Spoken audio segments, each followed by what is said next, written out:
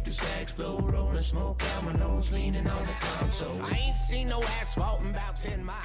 What's up, dude? What's up, brother? We got some tequila today, bro. What was that called? Rosado? Ooh, it's rare for us, yeah. Super rare. We're just like fucking drinking on set today. Like a Don Julio 1942 Rosado. It's like a rare 1942 one. Yeah. It's not your normal 1942 bottle. Super No. good. And not Reposado, but Rosado. It's Rosado. it literally is like a kind of rosy color. Some shit. It was super good straight. Really good. And then I tried it mixed.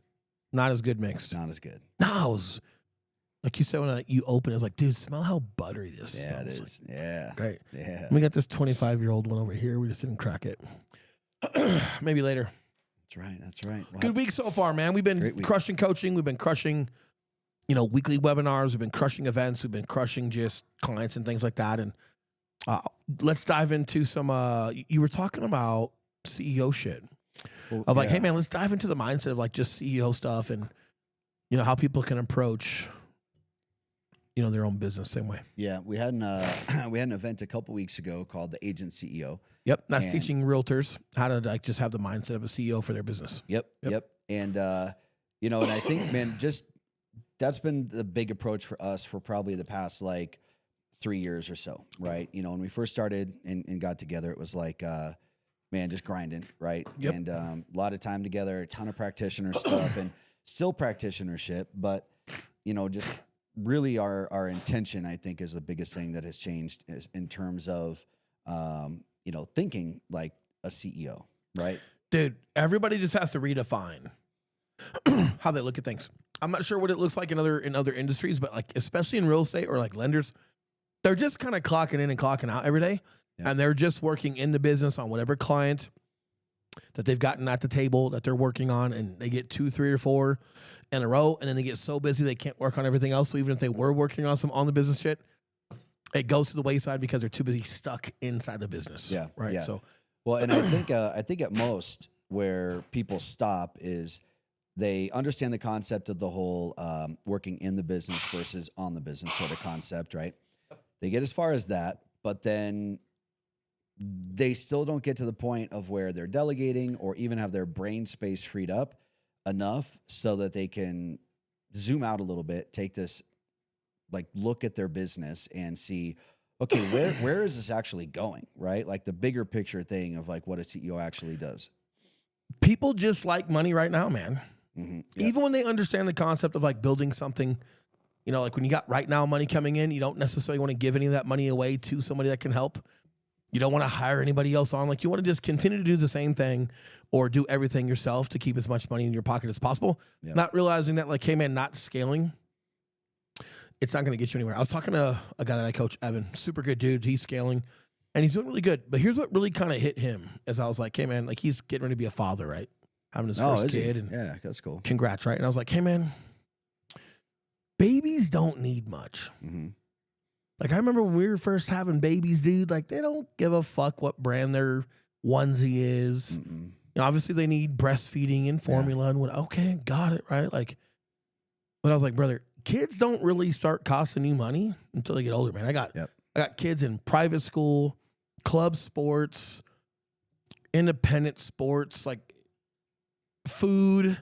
It's even more expensive, like living in a certain house or a certain neighbor, like you want to provide, right? Mm-hmm. My kids cost me significantly more now Yeah. than when they were little boogers. They need just a lot of eating mama. fucking Cheetos. That's about it. Dude, 100%. Like, but what I was telling him was like, hey man, you're thriving right now and we've built something that's pretty good. That's solid. Congratulations. But hey man, what's this going to look like in 10 years when you actually need money? Yeah. Like you don't need money right now. You got you and your wife, you got a couple $100,000 in the bank. Like you're doing well. You got your house that you own, super low interest on the rate of it. Like, I think, I can't remember what his mortgage was. Asinine, right? Like great price, right? Yep. And it's like, unless you're really connecting dots on bigger picture shit of like, hey man, what do I want my life to look like in the future? And then, hey, what do I got coming up in the future, like kids or wanting to provide at a higher level? And then, like, am I going to be around in 10 years? Yeah. Is my business thriving in 10 years or am I hitting my max potential right now? Right. Some of you are hitting your max. some of you realtors out there, when it was 2% interest rates and everybody and their fucking mom and their dog was buying a house, it allowed a lot of mediocre realtors to think they were better than they thought. Mm-hmm. Right? Yep. And like that, you peaked. Yep. Like that whole concept of like you peaked in high school. Totally. Some of you peaked. Some of you have like gotten your low hanging fruit, your family members, some of your friends, people you knew from the gym, bought a house. And man, you were kind of kicking ass for a year or two. And then it just kind of went away because like, yeah, man, low hanging fruit just doesn't stay rapid. Yeah. You can kind of hit it. And sometimes ironically, a lot of folks are just buying at the same time, but it's not sustainable.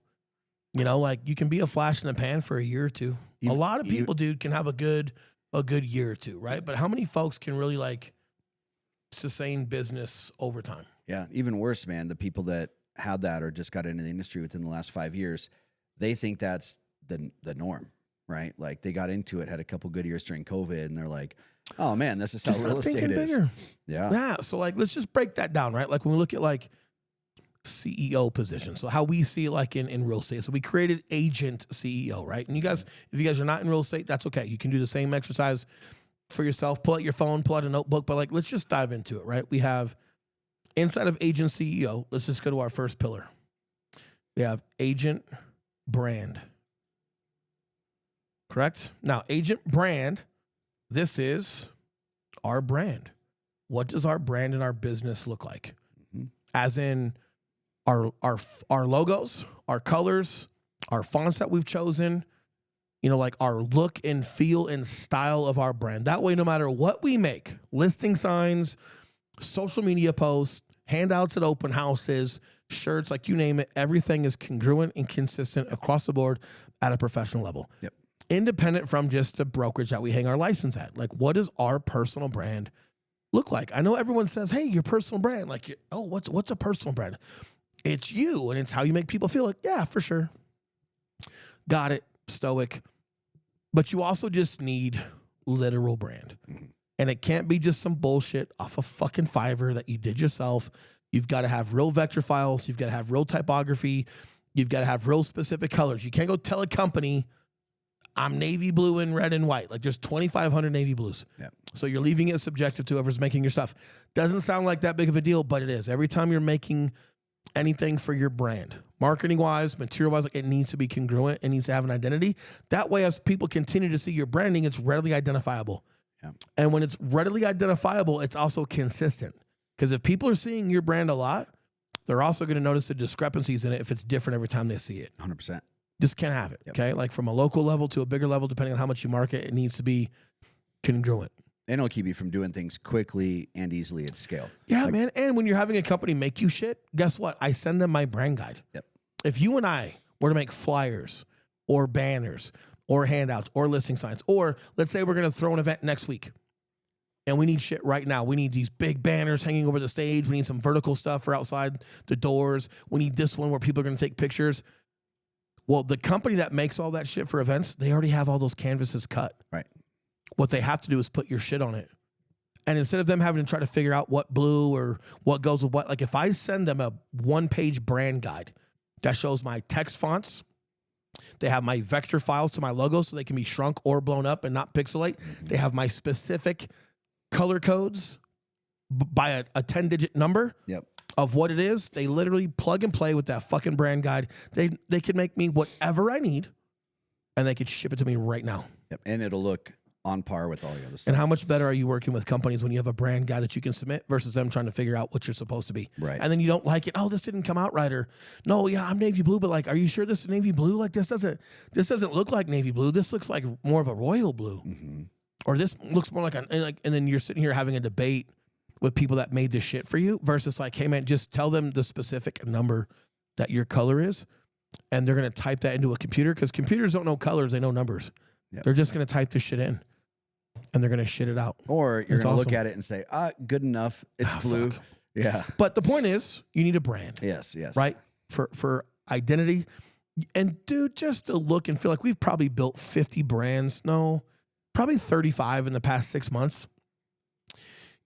It's like a new haircut, man. Like when people see the brand that we create for them, man, like they have ownership of something and it's like good. Their thing is like come to life and they're proud and they feel good about it and they want to make more. They want to do more. Like It's almost having like a kick-ass outfit and some kick-ass shoes with a new haircut, and you just can't wait to like go to the movies or the mall in the 90s or early 2000s, right? Like you just want to go show it off, right? Like that's how people feel. Like imagine what that does for your energy. So first and foremost, like when you're looking at things from a CEO level is, hey, just from your basic concept, do we have identity? Like are people going to remember us from what they see? Now, is what they see going to make them feel a certain way once you start getting into video and different things? 100%. We're not doing that today. Just understand that your brand needs to have a face and a name. I don't mean literally your face. It could. Doesn't have to, but I just mean like idealistically, it needs a face. Yep. It needs to be recognized. Yep. You need an anchor for everything else that you're building. Right? Yeah. So now, let's go to the next one of just how we see things. Agent HQ. This is the next thing that we built out.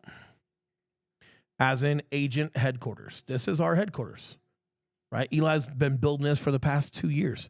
Our headquarters is literally a huge technology system that has our CRM in it, our calendar in it, our ClickFunnels in it, our online courses in it, our programs in it, our scheduled live classes, everything in one hub. Yep. It talks to our calendars. It talks to our clients. Yep. We can build funnels out to create marketing, hence our brand guide. But the main thing is like our CRM. Yep. And this is where like whether we're marketing and putting new people into our CRM that we can nurture and retarget, or people that we're just already working with that are under contract or just closed on a home, everything is in one spot. We have this machine that allows us to communicate and maintain relationships with future, present, and past clients. And automate everything else in between that doesn't literally have to be you and I. And I think it's a headquarters, man. It is, yeah. So I think you know, one of the biggest things there, the problems with like CRMs and why every agent has one yet no agent uses them, is it really just solves just one portion of the business, which is somewhere to a traditional CRM just stores your contacts somewhere, right? Yeah. Versus there's so much more that goes into it, where it's like the ClickFunnels component, the automations, the communications, the platforms that allow people to put in their information and get automatically added to the CRM. We were out at some new builds the other day, and they had 4 move-in ready homes at a 1.9% interest rate. 2 of them had walkout basements, and they were running that 1.9 interest rate for like the next 17 days. You and I got into our CRM and was like, hey guys, we're out filming YouTube. One of our favorite builders has 4 move-in ready homes in the mid-7s by the water at this rate for the next 17 days. If that sounds like it's for you, reply to this. Yep. Dude, we got like 32 messages in 15 minutes. People are like, hey, where's that at? Yep. So we respond, hey, it's over here in South Shore. And, oh, hey, that's too far southeast for us, but thanks. No problem. What's not too far southeast? 100%. Well, we'd rather go south into Parker. No problem. Like where? Hey, we're filming there tomorrow. We'll see if they've got some incentives that are coming out in the near future. We'll keep you posted. We've got 2 people just from Parker under contract. I think we have 4 or 5 total from that campaign under contract, but 2 came from they didn't want where we were talking about, but they wanted Parker, and we showed them Parker. Yeah, well, and 30 new conversations that we just weren't having. And they're already in our database. You guys got to understand something. Like, people can be in your database and have needs, but they're not necessarily always thinking about you or reaching out to you. But if you're putting opportunity and value in front of them, they'll raise their hand and say, hey, send me more information on that. Yeah. Thank you. Yep. Right? So you've got these things that we do, like newsletters that are more of a nurture thing. Yep. Week in and week out, we're just giving them just normal nurturing information. But then we've got these retargeting campaigns. Like when we come across things that are awesome, we send it and say, hey, if that sounds like it's for you, or if you want information, let us know. And it's that call to action, and they're reaching out. So whether it's like new people we're trying to bring into our database, and we're using some tools that we'll talk about, or just giving people that are already currently in our database value plus things to reach out and get more information on, dude, they love it. And imagine like having 5-8 more people under contract because you sent a text message out. Yeah, it's crazy. Yeah. Well, and the big value there is now you're doing something for these people that they can't find on Zillow. Yep. Right. And I think that's something agents struggle with, is like, I don't know what to check in with, like, you know, but it's like, hey, if you had a platform where you knew just how easy it was to send messages like that and had the training to understand how valuable it is to a person, like as an agent, you're coming across things like that often. You just aren't. 90% of agents don't even know what to send their clients. Yes. Like when we talk about that retargeting campaign, people are like, oh yeah, no, like if you could imagine your database like one big group text message. Yeah. These are all your homies. And if it's like, oh, you found a cute shirt at the mall and you'd like tell your girlfriends about it, Well, you found 4 cute fucking move-in ready homes at a 1.9. Yeah. Damn, that's awesome. Yeah, I should make a Facebook video on it. Oh, I should talk about it on YouTube. Maybe. Or just text your buddy. Yeah, like that's literally the or best way to look at it. Or you could just text people already in your database that have already, like they're in your, and here's the other caveat. Make sure people in your database for a reason. But they're already in there and they already want more information. And when you're sending them stuff, they're raising their fucking hand. So like, it's that, dude. But like, that's our headquarters, right? Giving some cliff notes on it. Our agent headquarters is like, this is where we operate our retargeting, our nurturing, our relationship side of things. Once people do close and we know when and how to reach out and keep in contact with people, make sure they're still feeling special. We run our calendars and our YouTube courses all off of this headquarters. So like as a CEO, it's like, whether this is the military, whether it's police, right? Your company, it's like, hey, what's your headquarters, man? Where does everything come in and go out of? And do you have systems and processes? And here's a clue. You don't have a headquarters. You got Calendly for this. You got this technology system for this. Oh, I've got Follow-Up Boss for following up with clients. And then I've got Calendly for scheduling people. And then I've got this other software program for this over here. And then I've got this other app that lets me, mass text message over here. It's like, oh, you got 9 fucking different things. That's not a headquarters. You've got 9 separate platforms that you try to get to talk to each other that don't talk to each other. So you're sending people separate things, separate links. They're coming from different numbers. And it's like, hey, man, it's not organized. It's going to get convoluted. It's going to get confusing to clients. You're going to get confused.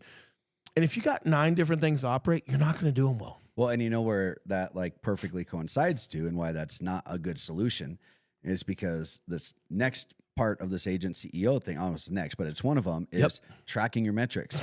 And if you've got all these different platforms operating in all these different places, it literally is quite impossible to be able to track what your best lead sources are, what your ROI is of all these different things, where everybody is coming from, because it's too so you're dissolved between all these things. So your agent metrics is like, hey, are you tracking where everything comes from?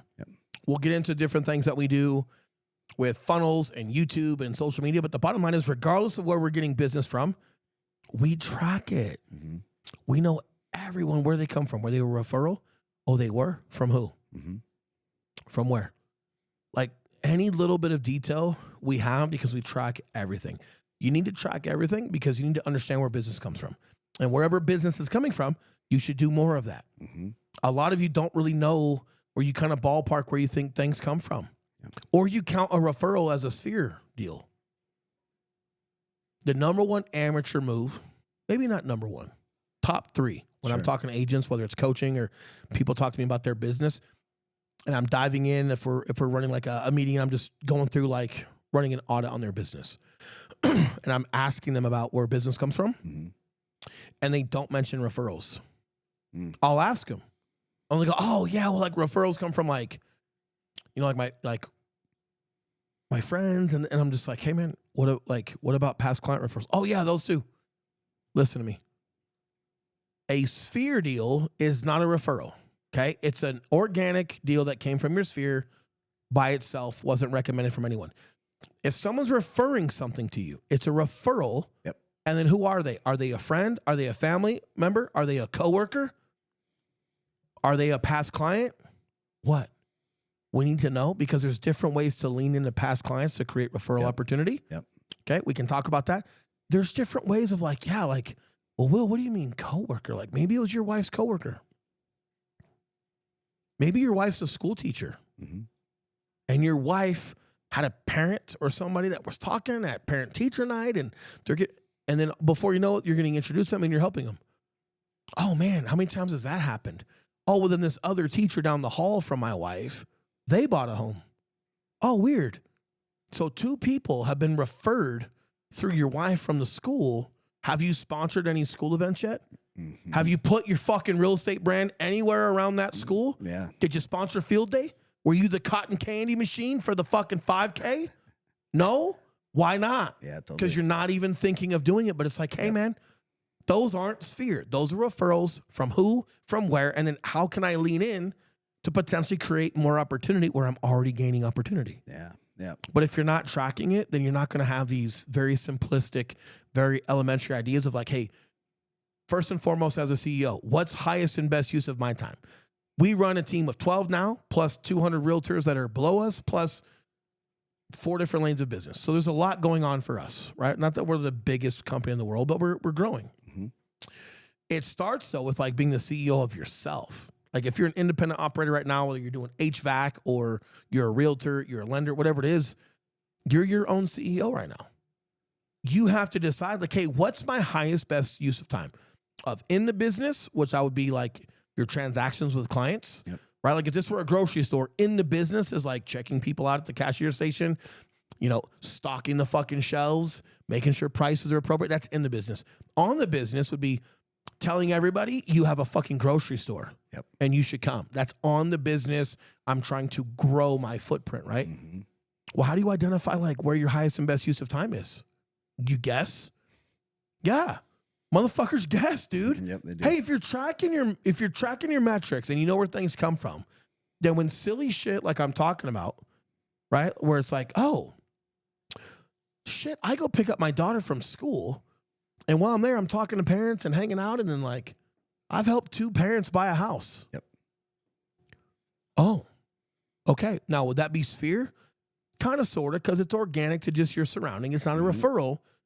Doesn't matter. The point is, hey, I'm getting deals from this school. And like, okay, were people buying into the neighborhood or were they selling and moving out? That should matter. Yep. And then cool, what can I do at or in that neighborhood as a marketing campaign to put myself in front of more potential business? Because man, just showing up to school, talking to parents, I've done 2 deals. I fucking promise you. Like, we know when you catch your kid lie, that ain't the first lie. Yeah, totally. Uh-huh. You didn't catch all of them, okay? Yep. Don't think you're that good. Yep. Same thing. You do 2 deals from your kid's school. That ain't all of them. Mm-hmm. Don't think you caught 100% of people selling or buying at the school just because you ran into 2 while you're picking your daughter up and hanging out outside the school. By the way, this is a true story.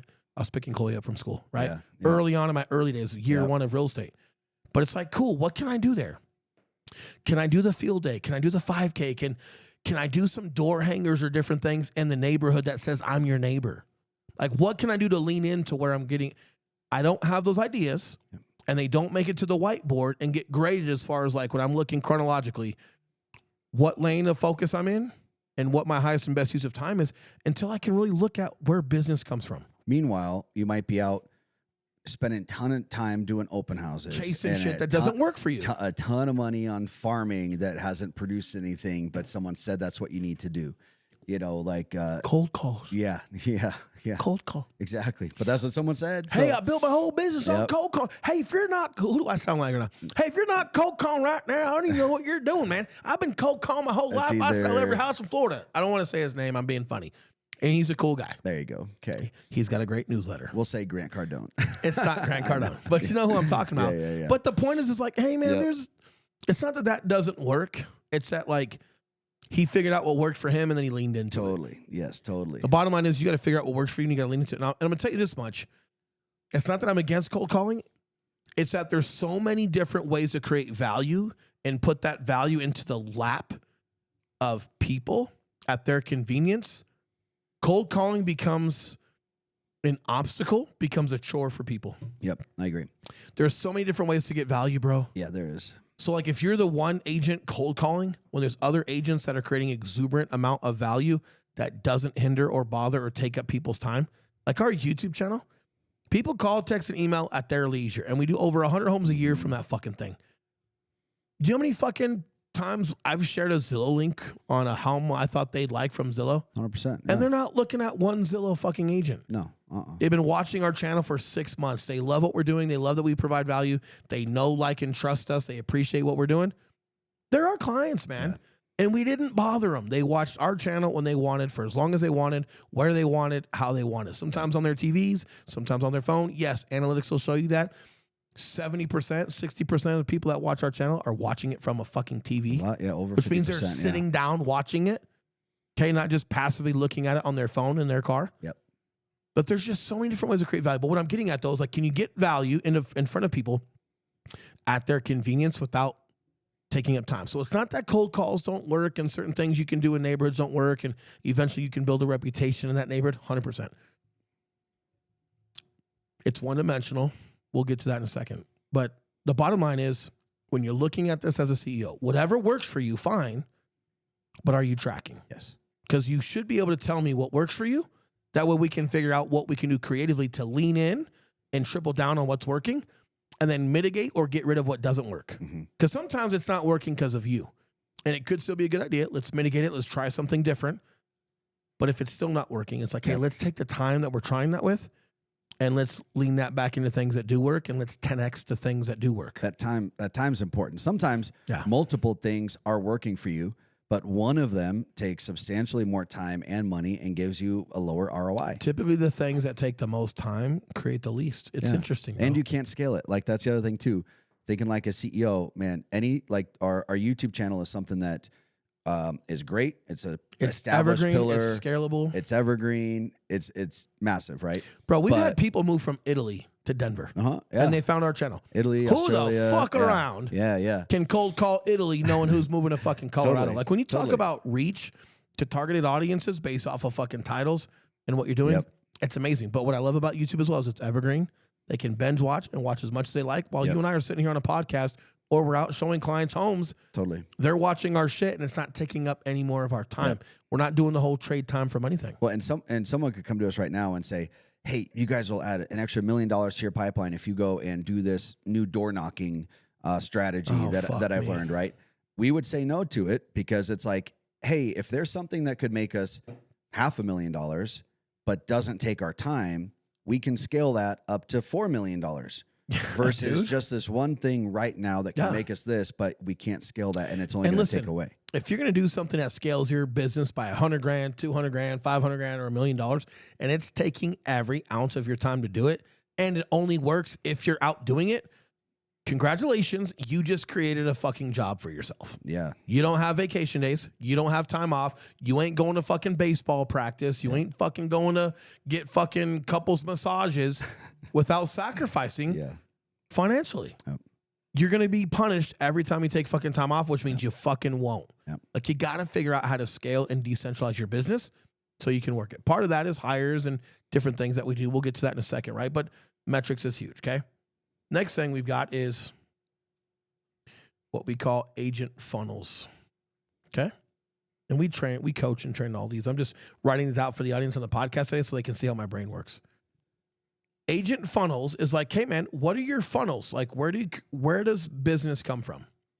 Right? So we've got like our YouTube channel that we've talked about. Technically, you could call that a funnel, right? That channel is a big lead magnet, big top of funnel, and there's some things contingently that happen when people call, text, and email. There's some things that we do to retarget that audience, et cetera, et cetera. But that would be considered a funnel. Now, it's also considered one lane of business. Cool. Part of a CEO is doing your research and just knowing like, hey, what do winners do in my industry? And what do winners look like in my industry? Well, I'll tell you. In real estate, if you look at the top 1% of individual operators, so just independent agents, they don't run a team. They're just an agent, right? Okay. Top 1% producing agents, top 1% producing teams in real estate have something in common. On average, they all have 3 lanes of incoming business or more established. You doing a deal from your kid's school would not count as a lane of income, okay? Established, I don't know how many deals you want to call it, but it's a consistent drip of incoming business from that lane. 3, so whether it's a YouTube channel, cool. Zillow leads, cool. Open houses, could be that, cool. People you send out to do farming campaigns for you, cool. Whatever it is, cool. But just understand, as a CEO, I'm looking at what do winners look like? What's that avatar look like? What are they doing? How are they doing it? Where's it coming from? How many different places is it coming from? Hey, Will, how did you learn that? I paid for a fucking coach. That coach is the top 1% in the world. You can't afford that? Cool. I just gave it to you, right? And by the way, it's not that was secret information. He just happened to give it to me because we were having a specific conversation. You can find these things by just being curious and watching YouTube channels and what people are doing. Like, you can find some, and you can afford group coaching, or you could afford to go to a seminar. Okay, but what I'm getting at when it comes to funnels is a big part of funnels that we've built, and we're going to get into it here in a second. Well, like, hey, what funnels did you guys build, and why did you guys decide to build them? I fucking love that question, Will. fucking going to seminars, fucking getting into rooms, fucking talking to top producers and just finding out what works. And a lot of these seminars and events are free. Mm-hmm. Yeah. They're free or they're $97. Yep. Dude, fucking Russell Brunson just ran a 3-day event for $100. Mm-hmm. You can sit down for 8 hours a day for 3 days in a row for $100. Yep. Are you getting into that room? And I promise you, he talks a little fast. He's a little skittish. I want to slam my fucking dick in the door when I listen to him. However, there were other people talking and were there some nuggets in there? Yeah. And especially early on when you're young in the game and maybe you've got one lane of income or none, but you got a couple things that kind of could be because you've gotten some deals from it before and you don't know how to make it more consistent. Just getting into these seminars, going to an event, asking questions, making phone calls. You know how I was on Andy Frisella's podcast? Because we asked him to be on ours. Will, how'd you do that? I went to his website and it said, think Andy's a good fit for your podcast. I fucking clicked it and filled it out. They thought he was a good fit. And then we did a great job and he invited us onto his. And that was huge for us. But what I'm getting at is like, guys, I'm curious. I reach out to successful people.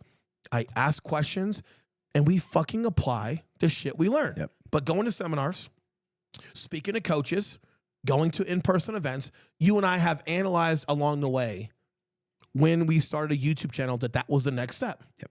When we started a podcast and why that was the next step. When we started webinars and agent attraction, right? And like educating agents and teaching agents. And why was that the next step? Now we're product focused and we're selling a lot of products at a great price for agents to build what we've already built. Why was that the next step? All of these funnels, guys, that bring in revenue into our company via transactions or agents paying for certain, coaching services or our funnels or our brand guides or our coaching. It's revenue. It's incoming. It's like, these are all funnels. These are all lanes of focus. Why did you guys pick the ones you picked? Curiosity, man. Like we're constantly looking at what winners look like and what they're doing. And then, hey, based off of what people are doing that works for them, does that fit who we are? Does that fit where we can help? And are we educated enough in that realm to then give that level of education? Like, hey, could we do that? Yes, great. It needs to go on the board. And then we need to look at it and grade it based off of everything else and then just decide like, hey, what's our next thing? But what you guys have to understand, right, is like you got to grow your footprint and then you have to nurture and convert said footprint. Yes. So it's a constant dichotomy of growing our database, growing and getting in front of more people, whether they're realtors that want to work with us or customers that sell and buy homes with us.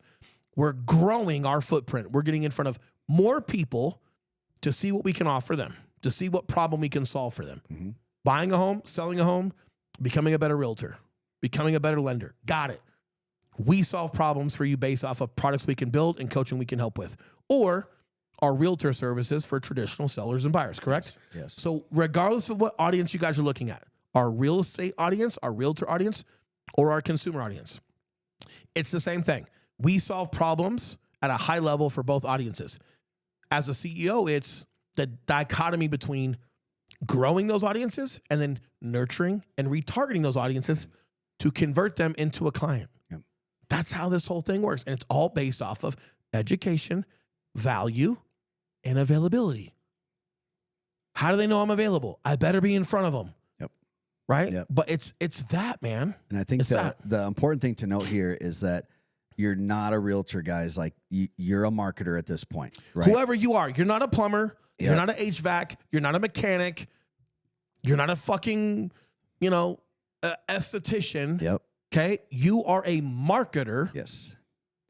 First. And when you have that sort of mindset, then when you see the Russell Brunson event come across your social, man, I'm a marketer. I should probably check that out, right? Yeah, dude, if you're a plumber, great, but you're not a plumber right now. You're a marketer. Right. Dude, you know the worst one we used to hear are fucking personal trainers. You and I both come from the fitness background. Yep. Oh, dude, I'm just not a salesman. Yeah. Well, you're not? You better learn to be. You're not. Yeah. You're not a salesman. Yep. Who's selling you? Yep. 24-hour fitness? Who the fuck sold you, bro? Yeah. Someone walked in and what? Did you do a consultation with them? Did you interview with them? And when you interviewed, did they give you their money first and then you said whether you wanted to work with them or not?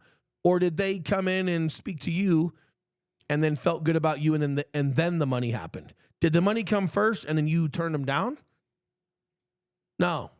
No, I don't think so. I think you did an interview or some form of consultation. They said, okay, let's do it, and gave you money. Yep. You're in fucking sales. Yeah. Surprise. Doctors are in sales. If I go to a doctor, am I comfortable with him? Yep. He's not going to get paid if he doesn't do my procedure, correct? Mm-hmm. So if I decide I just want a second opinion, and I go to somebody else that gave me more attention or just said something better or made me feel differently for whatever reason, even if it's not right or wrong, it's just different. Yep. And I decide to go there instead. 100%. A dentist. Yeah. You go to a dentist and you feel like they're just kind of shoving you through and you're just not really comfortable and they didn't really speak to you about being nervous or whatever it may be and you just weren't comfortable, so you went somewhere else that did make you feel better. Well, even though your dental insurance is going to pay for your procedure, that dentist didn't get paid by insurance if he's not doing your procedure. So at some point, is that dentist your point of sale? Yep. No shit. Yep. Guys, are you married? Do you have a girlfriend? You're in sales. Uh-huh. At some point, the impression and relationship you provide is sales. But what you have to understand is like whatever stigma you have in sales, whatever you don't like about sales, cool, keep that. Because whatever you don't like about sales, nobody else likes that either. Yeah, nobody likes your cliche fucking salesman. But it doesn't mean you're not in sales. Yep. It just means don't be that sleazy salesman. But not wanting to be the sleazy salesman doesn't mean you're not in sales. No, motherfucker, you are. Just understand that sales, all it is, bro, is relationships. I need to get in front of as many people as possible and then establish relationship through value, education, and availability. Mm-hmm. Mm-hmm. That's sales, man. That's all it is. It is. It is. You know what I mean? But people think salesmen, and they're like, oh, people think sales is like this section of your company. There's a sales division. Yep. There's a marketing division. There's a what? It's like 100% there is. But at the end of the day, you have to realize that even if someone comes through the sales division and meets said person, okay, your sales team got me to the dentist office, and then I don't like your dentist, and I decide not to work there. Mm-hmm. Well, that's not a sales problem. It's like, yeah, I get it, but like, listen, we're overcomplicating it. Everybody is sales. Yeah, they are. Everybody, man. And if you own your own business, it doesn't mean you don't have a sales department. It means that sales department is you. It's you. It is. And it should be you, especially if you're the face of the company. You should have the relationship with clients no matter how big you get. Yep. Right? But what I'm getting at, though, is like these funnels, right? Whether it's our online ad campaigns of value, relocating documents, right? Like relocation guides, new build guides, buyer guides. We have all these guides that guide people and educate people on how to be a buyer or what to look for with new builds and how they're different than traditional contracts. We give a ton of shit away for free that's very educational. People download those guides every day and appreciate them. And when we call them and say, hey, we saw you downloaded our 2025 homebuyer guide. Thank you. What'd you like about it? Mm-hmm. How can we help? Yep. Guess what? They don't care that we called. Nope. Because guess what? They knew when they were putting in their phone number to download our guide. They know what that is. No one is surprised when they download a guide online, okay? And they put in their email or their phone number to get this guide. They're not ignorant to knowing you now have their phone number. And they're way open to a phone call when your guide is awesome. If you give them some 3-page piece of generic crap that they're like, yep, exactly what I thought it'd be, trash. Yeah, then guess what? They don't want to talk to you. But if your marketing's great, if your brand is great, right, and everything looks legitimate, you don't have fucking weird pop-up ads popping up on your shit because you're on some weird site online.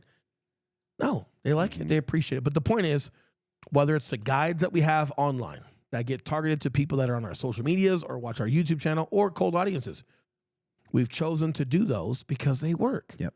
We've learned those from a lot of folks that do those at a high level and they work. So we made that decision to do it.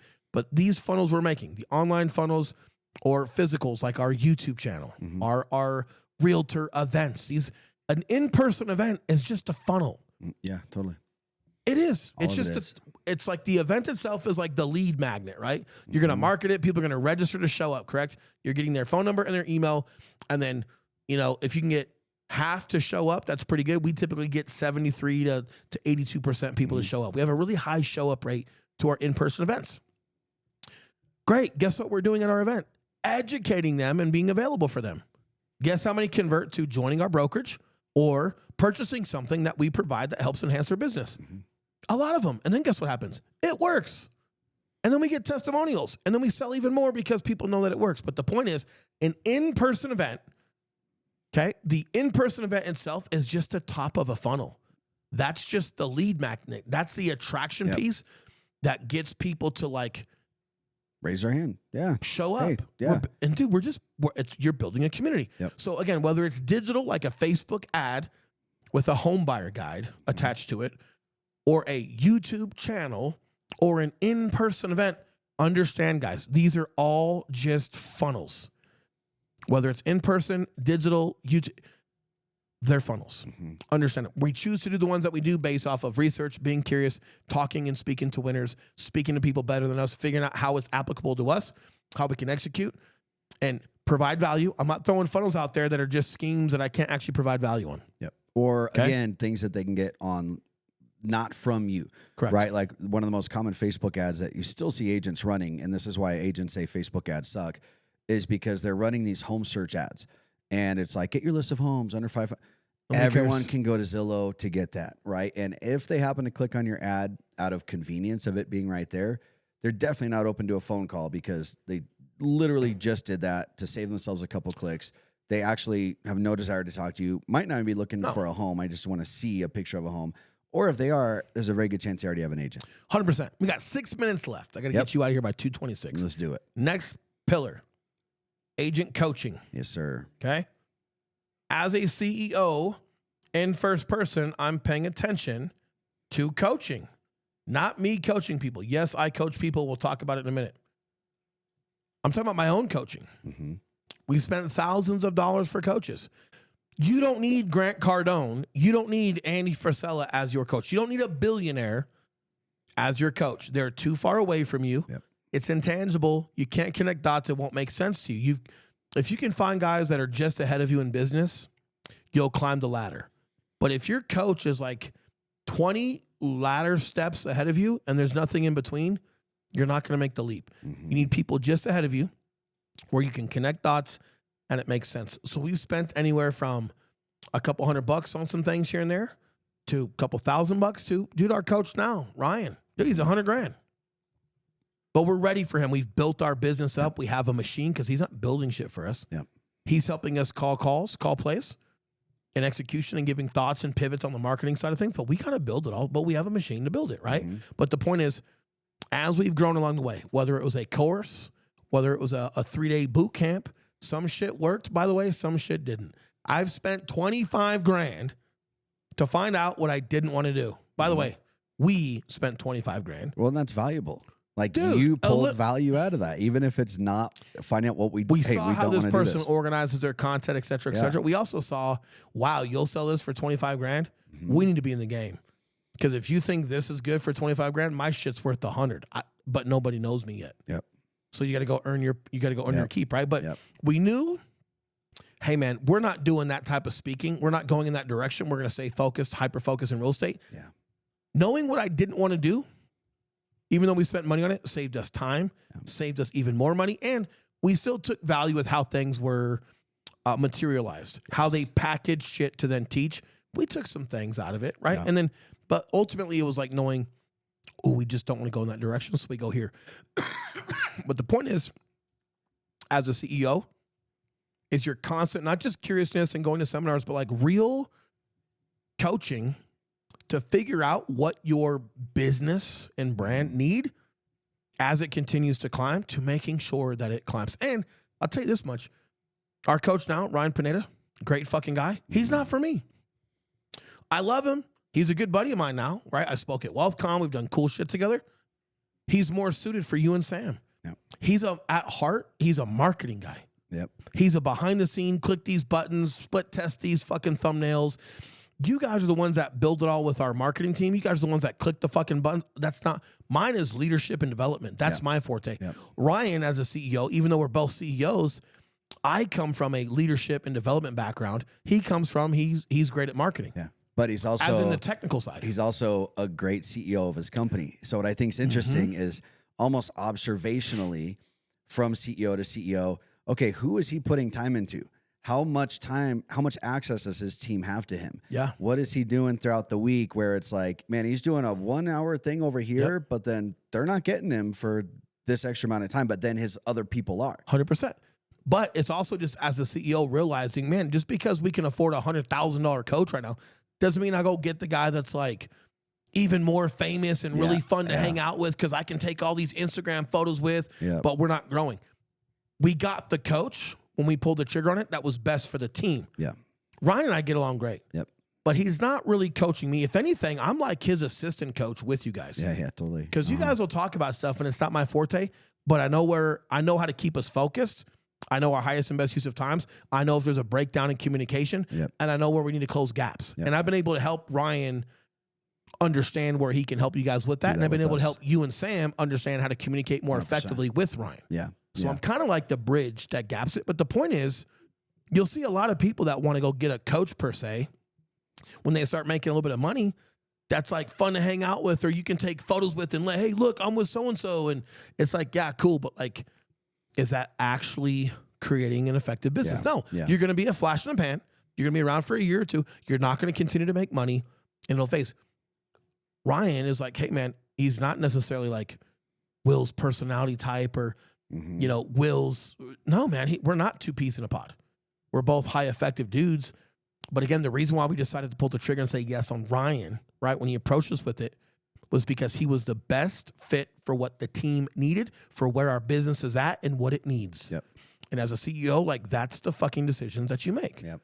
That's part of it, right? So like you got to see it from your own coaching standpoint. And then in addition to that, I'm also very aware of like what we coach our agents and how we're effectively helping them build their business. So it is twofold, but primarily it's just looking at making sure that we're getting the right coaching. Yeah. And then as we deliver coaching, it's protecting my own time, knowing what we're great at, what we coach to, what we don't coach to, and then implementing that for realtors. Man, I also think it's important to like who you're getting the coaching from and them personally, who they are, what phase of life are they in, right? Like Megan had, she was watching like 90 Day Fiance or something the other day, right? Ooh. And there was like this group coaching session of like couples, right? And the person that they had in doing this like group therapy was, I don't know, some like young, like looked like probably like a CrossFit chick. She had traps and stuff, you know.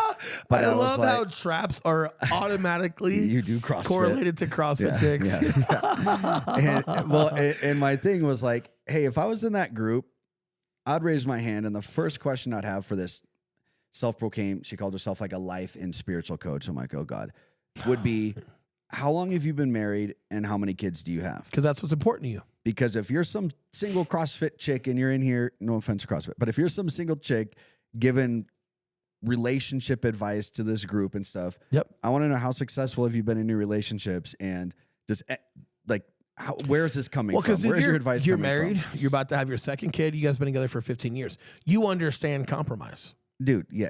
You understand, like, it's not about being right. Like, when folks haven't gone through long-term relationships or haven't been parents, there's just a layer you can't speak to yet. And I can say that because I thought I knew certain things prior to having kids and how it would be. Some of it's similar. A lot of it's different, man. And like, there's just different things about relationships and where you, I don't mean compromise like you're settling for someone that's not good. I mean, no, they're a great person, but like, dude, there's give and take in everything that you do. 100%. And folks that are just like long-term single. I've got some friends that are long-term single and they're independent people and they're looking for like someone that's enough value that rates them. It's like, dude, shut the fuck up. Yeah. Yeah. If I were shopping for a personal trainer right now. You're not a good, listen, dude. Dude, like I would not go for the 20-year-old Jack dude where it's like, because I remember being that and it's like, dude, that's your life. Eli was a your job. I was not. Your job is that. But it'd be, hey, who's the guy who's like still in really good shape, but also has a decent marriage and has a couple kids? Because his advice for me is going to be different than the 20-year-old. Exactly. And listen, depending on what you're looking for in coaching, like if you're not looking for, like those reality shows are hard because it's just drama. Yeah. But if you're looking for a coach, you know, and you're married with kids, could you go find a married with kid fitness coach that can relate to you a little bit better if you need the relatability? Right. Like for me, like I've got a guy, right? Like that's my trainer. I pay him for training plans. I'm not counting my fucking macros with you. I'm not doing all this weird shit. We're not, it's like, listen, dude, he's single. He's traveling the fucking world, super shredded, really nice guy from the UK. Fuck, I dig him. He doesn't relate to me at all, buddy. But I don't need him You don't to. need that from him. Yeah. You're just in workouts all day with no other distractions. You don't have kids. You know, I don't know if you have a long-term relationship or not. You're traveling. Like, your whole world is like these workouts, which means whatever I'm looking for, I'm going to get a pretty modern approach, pretty new approach to doing things differently than I learned 20 years ago. Yep. So I don't need you to relate to me that I have kids. I don't need you to relate to me that I get tired. I don't need you to relate to me that when you're 40, sometimes you're more sore than when you were 20. I don't need him to relate to shit. Just give me the fucking cool shit, and then I'll navigate my pain and fatigue on my own. Yep. But here's the thing, though. He knows that. Yes. Like, when I hired him, we just set expectations. Like, look, bro, I'm not into the macro thing with you right now. I'm not into these things. Like, I'm good there. I've got plenty of history there. I do well on that. I'm good. So we don't need to be taking all this time fucking talking macros together. What I do need are these things. And then if you're cool, I wouldn't mind. So, like, instead of like having a weekly meeting with him like he does all of his clients, we don't even do that. Yep. We have a phone call if it's needed. Yep.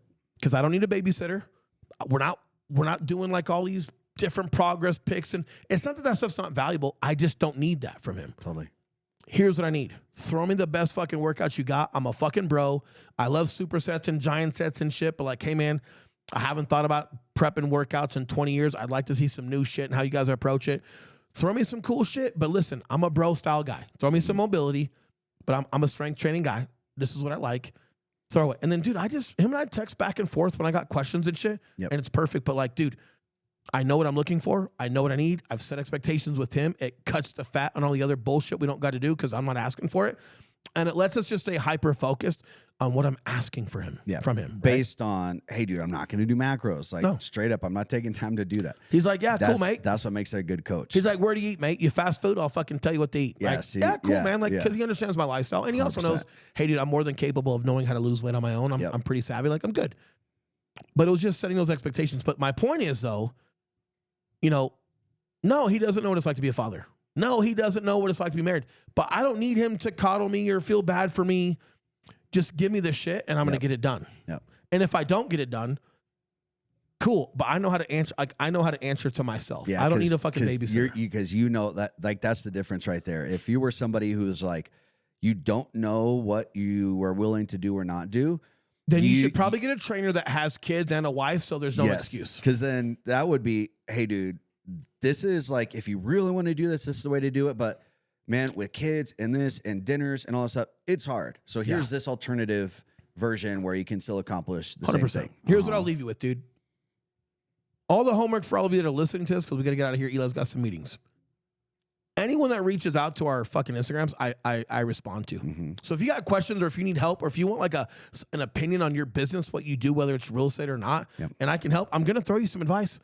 Everything we've done stemmed from you and I reaching out, making a phone call, making a contact, going to an event, talking to someone, and just seeking counsel, dude. So like, how many people listen to this and they won't seek counsel? So everyone listening right now, we're going to turn this fucking music on. You're going to shut the fuck up and you're going to learn how to fucking seek counsel, whether it's to me or someone else that you look up to in business. And just go start seeking some of that help to start narrowing the gap between what you should do and shouldn't do and whatever you should be doing, how you can do it more effectively in order to grow your business.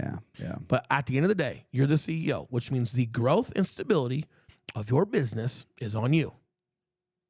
I like it. See you next week. Get the fuck out of here. Redefine. We're out of here.